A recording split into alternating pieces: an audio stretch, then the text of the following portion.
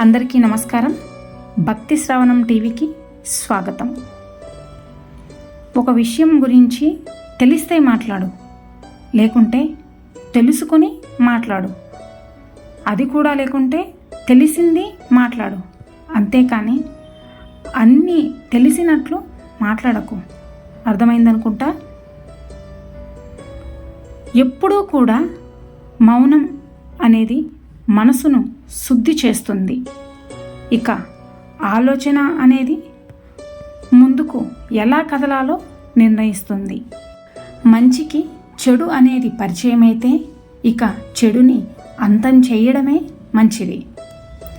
మనిషికి జీవితంలో కఠినమైన సమయము తన యొక్క పూర్తి శక్తిని అలాగే పూర్తి సామర్థ్యాన్ని తెలియజేస్తుంది.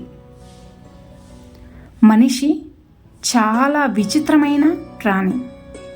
చేతులు ఎప్పుడైతే ఖాళీగా ఉంటాయో అప్పుడు కళ్ళల్లో కలలు నిండి ఉంటాయి.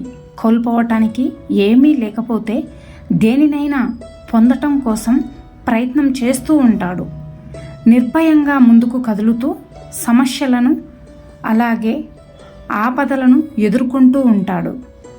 కానీ ఎప్పుడైతే చేతులు నిండిపోతాయో అప్పుడిక కలలు కనటం మానేస్తాడు. కానీ దేన్నైతే పొందాడో దాన్ని చేజార్చుకోకూడదనే భయంతో సమస్యలను ఆపదలను ఎదుర్కొనడం మానేస్తాడు. అతడు ఆ దారిని మర్చిపోతాడు. దేని కారణంగా తను విజయాన్ని సంపాదించాడో అనేది. ఇక ఇది చాలా తప్పు. జీవితంలో మనం ఎటువంటి పరిస్థితినైనా ఎలాంటి అవస్థనైనా సరే పరిష్కరించటం అలాగే ఎదుర్కోవటం నేర్చుకోండి. ఇక అప్పుడే జీవితం అంతా కూడా ప్రశాంతంగా ఉంటుంది. గుర్తుంచుకోండి. ఎప్పుడూ కూడా మాటలు శుద్ధంగా ఉంచండి. ఎందుకంటే మీ మాటలతోనే మీ పనులు చక్కగా అవుతాయి. అలాగే మీ పనిని శుద్ధంగా ఉంచండి. ఎందుకంటే ఈ పనే తెలియచేస్తుంది మీ యొక్క స్వభావాన్ని. ఇక స్వభావం నుంచి పుడతాయి మీ యొక్క అలవాట్లు. ఇక ఈ అలవాట్లతో పుడుతుంది మీ యొక్క చరిత్ర. ఇక ఈ చరిత్ర ఈ ప్రపంచం ఎదుట ఆదర్శవంతమైన రూపంగా మారుతుంది. ఆలోచన నుంచే ఆదర్శం వరకు జరిగే ఈ యాత్ర అప్పుడే శుద్ధంగా ఉంటుంది. ఎప్పుడైతే మీ ఆలోచన శుద్ధంగా ఉంటుందో గుర్తుంచుకోండి. డబ్బుతో నువ్వు ఇల్లును కొనవచ్చు, కానీ కుటుంబాన్ని కాదు. డబ్బుతో నువ్వు గడియారాన్ని కొనవచ్చు, కానీ సమయాన్ని కాదు. డబ్బుతో నువ్వు పాన్పును కొనవచ్చు, కానీ నిద్రను కాదు. డబ్బుతో నువ్వు పుస్తకాన్ని కొనవచ్చు, కానీ జ్ఞానాన్ని కాదు. ఇక డబ్బుతో నువ్వు పదవిని కొనవచ్చు, కానీ గౌరవాన్ని కాదు. గుర్తుంచుకోండి. సమస్య చిన్నగా ఉన్నప్పుడే దాన్ని పరిష్కరించుకోండి. లేకుంటే అది నువ్వు తీర్చలేనంత పెద్ద సమస్యగా మారిపోతుంది. వెనక్కి వెళ్ళి నీ గతాన్ని మార్చుకోలేకపోవచ్చు, కానీ ముందుకు వెళ్ళి నీ భవిష్యత్తుని మార్చుకోగలవు కదా. ఆలోచించండి. పరిష్కారం తప్పకుండా దొరుకుతుంది. కాలం విలువ తెలియనివాడు జీవితం విలువ ఎప్పటికీ అర్థం చేసుకోలేడు. మనిషిలో ఉత్సాహం అనేది పగటి వెలుతురును ప్రసరింపజేస్తుంది. అంతేకాక మనస్సును నిరంతరం పవిత్రతతో నింపుతుంది.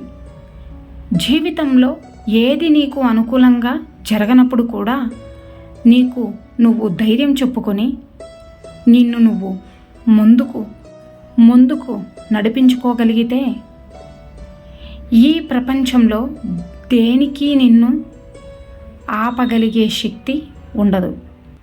లేచి నిలబడండి, ధైర్యంగా ఉండండి. అలాగే బలంగా ఉండండి. మీ సొంత భుజాలపై పూర్తి బాధ్యతను తీసుకోండి.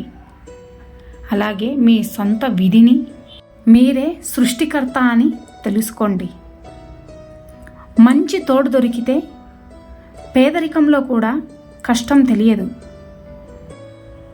మరి దొరకకపోతే ఎంత వసతి ఉన్నప్పటికీ సంతోషం ఉండదు కాదంటారా? ఈ ప్రపంచంలో ఊరు దాటకుండా బాగుపడ్డవాడు లేడు. ఇక దాటి మనశ్శాంతిగా బ్రతికినవాడు లేడు. పరాయి వ్యామోహంలో పడి మీ సంసారాన్ని నాశనం చేసుకోవద్దు.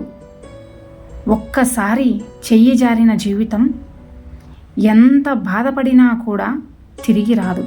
గుర్తుంచుకోండి. మనస్ఫూర్తిగా జీవించడానికి, అలాగే మనసు చంపుకొని బ్రతకడానికి చాలా తేడా ఉంటుంది. జీవితం మనిషికి అన్నీ నేర్పిస్తుంది. మనం నేర్చుకోవాలి అంతే. ఈ రోజుల్లో మనిషి సృష్టించిన డబ్బుకి ఉన్న విలువ భగవంతుడు సృష్టించిన మనిషికి లేదు కాదంటారా?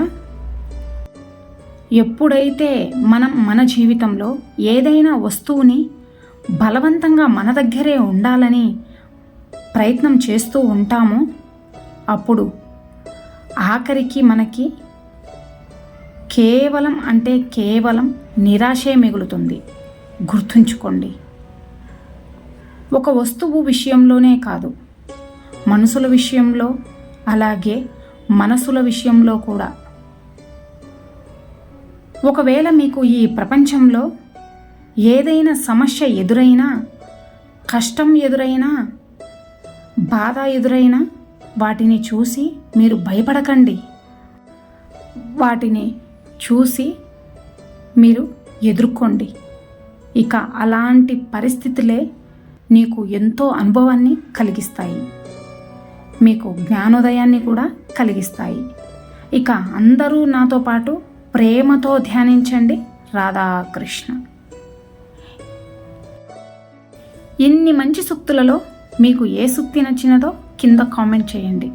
అలాగే ఈ వీడియో గనక మీకు నచ్చినట్లయితే ఈ వీడియోకి ఒక లైక్ చేసి ఇలాంటి మరిన్ని వీడియోస్ కోసం మన ఛానల్ని సబ్స్క్రైబ్ చేసుకోండి. ధన్యవాదాలు.